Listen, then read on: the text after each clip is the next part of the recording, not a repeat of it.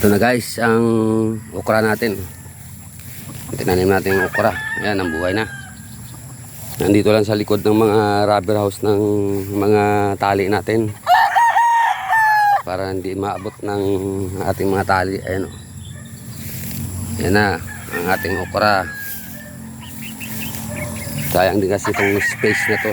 Ayan, yung mga hindi na maabot ng mga nakatali. Ayan. Okra natin.